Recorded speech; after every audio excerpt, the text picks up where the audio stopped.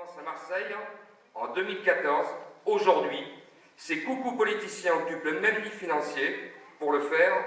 Alors je vous le dis, renvoyons ces oiseaux migrateurs à Marseille, s'ils le veulent, mais sans nos finances, sans nos valeurs, sans rien.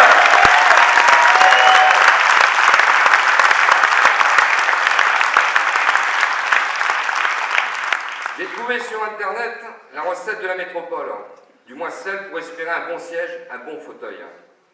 Prenez un peu de gauche, n'importe que le contenu, il faut une étiquette qui ressemble vaguement. Un peu de centrisme, beaucoup de droite, on a le certificat, ils sont vrais ceux-là. Tout comme le maire de Marseille actuel est de droite, et vous obtiendrez un gloubi-boulga politique, et celui qui portera ce plat à Marseille pourrait, je le dis bien pourrait, devenir le super roi de ses clients, non plus de sa ville, mais de sa métropole marseillaise.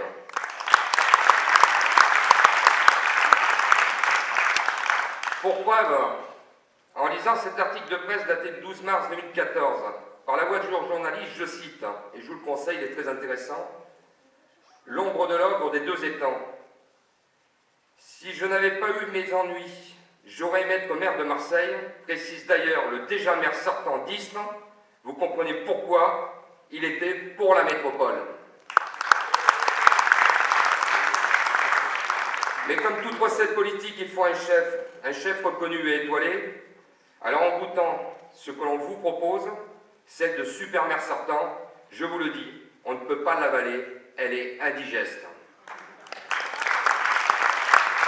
Demain, avec les 109 maires du département qui l'ont bien compris, et à Istres, demain, il y aura un maire de plus avec Vincent Lemassu.